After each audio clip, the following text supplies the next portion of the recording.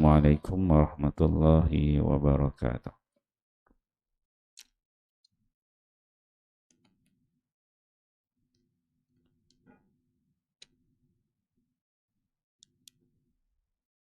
Bab ilmu dan zikir, kelebihan Al-Quran. Hadis ke-33. An Ubay bin Ka'ab radhiyallahu anhu qala Rasulullah sallallahu alaihi wasallam, Ya Abal Munzir, atadri ayu ayatin min kitabillahi ma'aka a'zam? Qala qultu Allahu wa rasuluhu a'lam. Qala Ya Abal Munzir, atadri ayu ayatin min kitabillahi ma'aka a'zam? Qala qultu Allahu la ilaha illa huwal hayyul qayyum. Qala fadaraba fi sadri wa qala wallahi liyahnikal ilmu Abal Munzir. Rawahu Muslim bab fadlu suratul kahfi wa ayatul kursi.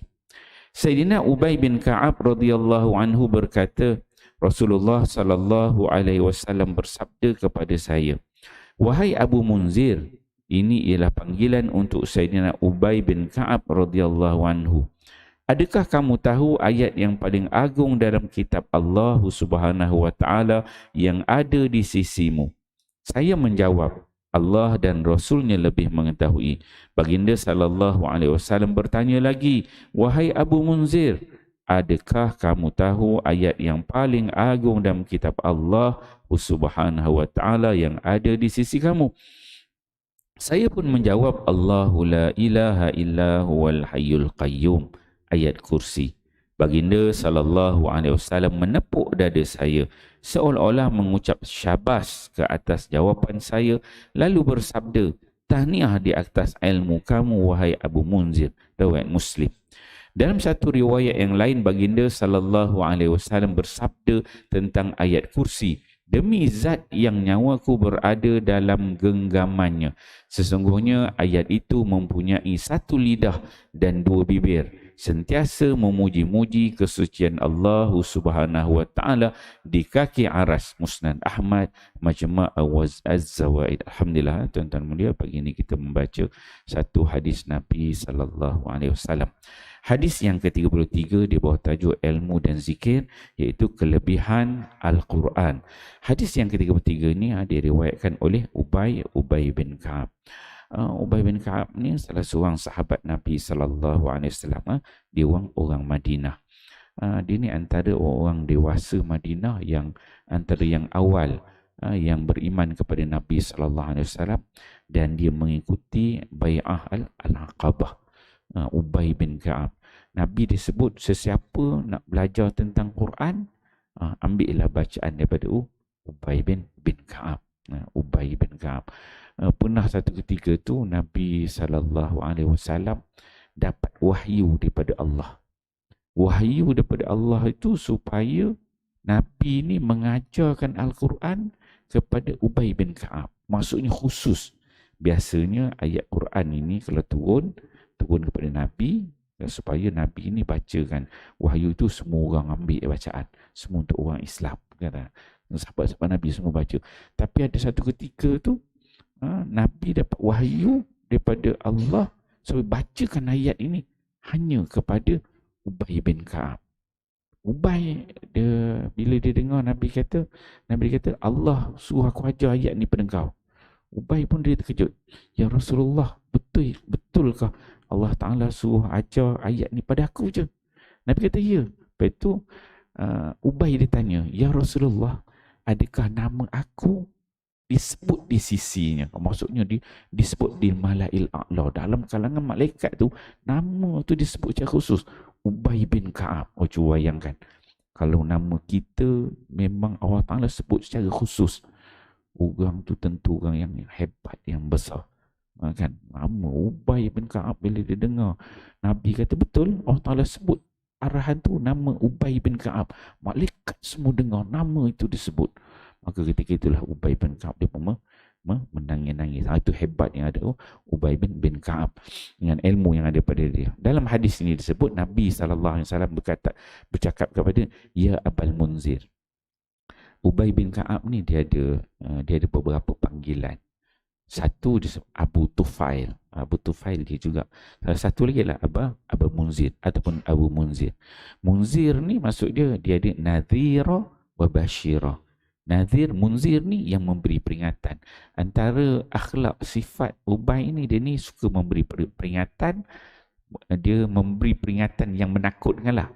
Satu, Bashira, cerita tentang syurga, nikmat-nikmat, benda-benda seronok, itu Bashir. Satu lagi Munzir. Munzir ni benda yang menakutkan, cerita tentang azab neraka, tentang neraka Jahannam. So Ubay bin Ka'ab ni dia suka cerita-cerita gitu, sehingga Nabi panggil dia sebagai Abu Munzir. Bapak. Abu tu maksudnya apa? Bapak yang beri peringatan.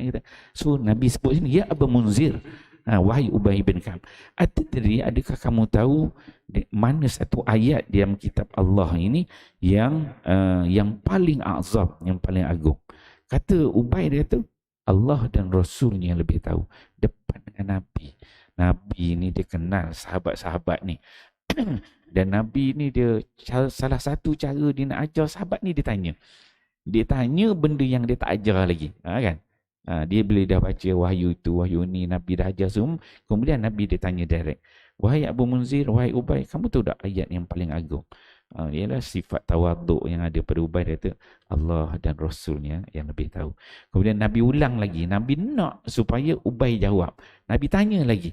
Ya Abu Munzir, atadri ayu ayatan min kitabillahi ma'aka azam? Kamu tahu tak mana dalam Quran ini ayat yang kamu tahu yang paling agung?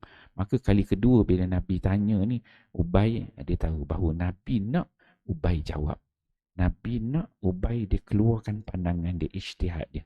Maka Ubay dia jawab, qultu, aku jawab kepada Nabi, dia kata Allahu la ilaha illahu.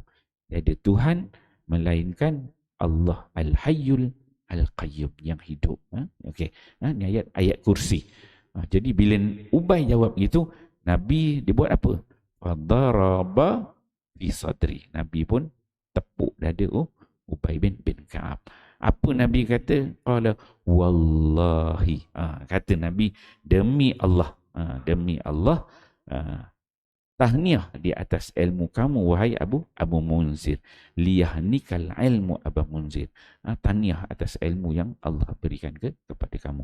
Kehebatan yang ada pada Ubay bin Ka'ab. Ayat ni, hadis nak cerita tentang kelebihan ayat kursi.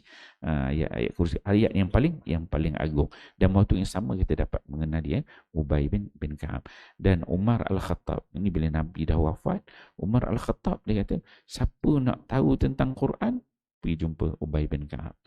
Ada fatwa apa-apa nak keluar fatwa, Umar kata pergi jumpa Ubay bin Ka'ab. Itu kehebatan yang ada Ubay bin Ka'ab.